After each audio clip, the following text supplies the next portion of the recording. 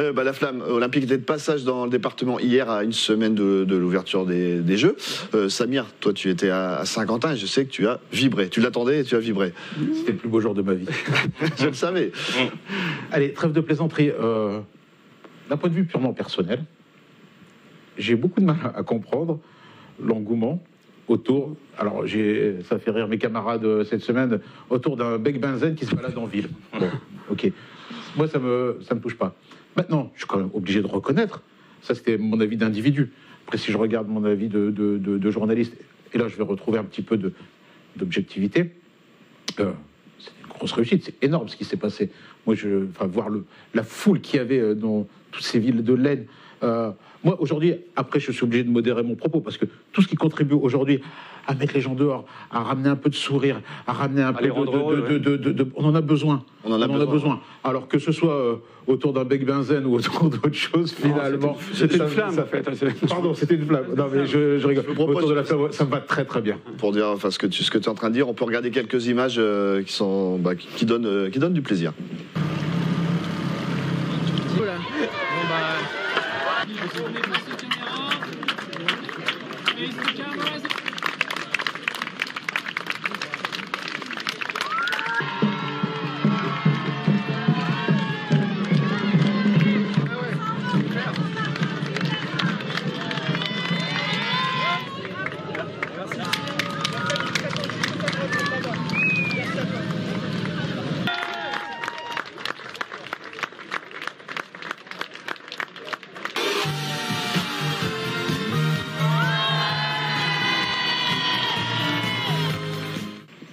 Voilà, magnifiques images.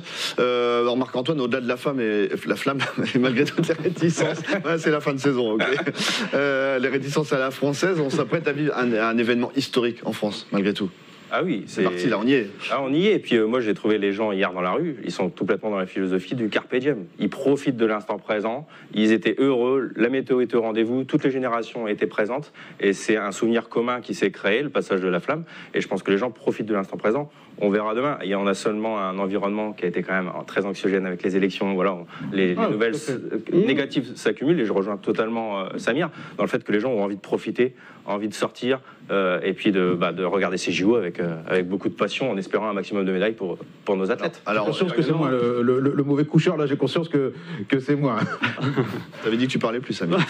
Alors, tu parles de médailles. On a peu de sportifs axonais qualifiés, mais on va suivre avec intérêt Rudy Gobert avec l'équipe de France de basket, évidemment. Victoire Berthaud en cyclisme, Sarah Léonie Sizik, vice-championne olympique de judo, ou encore Benoît Brunet, qui est de l'aviron 50-tinois. On peut malgré tout espérer quelques médailles du dos. Mais bien sûr, on va être optimiste et puis y croire, supporter les athlètes axonais.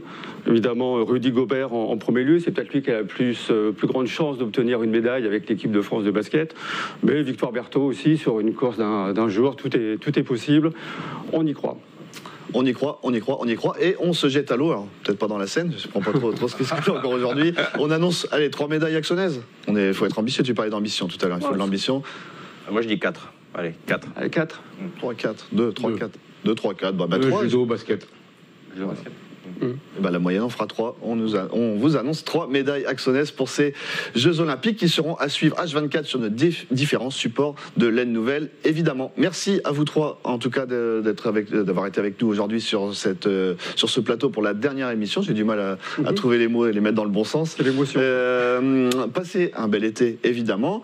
Je vous retrouve avec plaisir à la rentrée de septembre, parce qu'il n'y a pas faute sera toujours présent à la rentrée de septembre. Donc on sera très heureux de vous accueillir sur ce magnifique plateau, et c'est l'heure évidemment de vous quitter déjà pour la dernière fois de l'année. Merci à Bertrand Samimi et à ses équipes pour la réalisation de cette première saison de Y a pas faute, et merci à vous, chers téléspectateurs. Vous êtes de plus en plus nombreux chaque jeudi soir sur ma télé et sur le site de l'Aisne Nouvelle. C'était un plaisir de vous accompagner lors des 39 numéros depuis septembre dernier. On se retrouve évidemment tout de suite sur aisnenouvelle.fr, et rendez-vous à la rentrée pour une deuxième saison passionnante. Merci, bonnes vacances, à très vite. Ciao, ciao.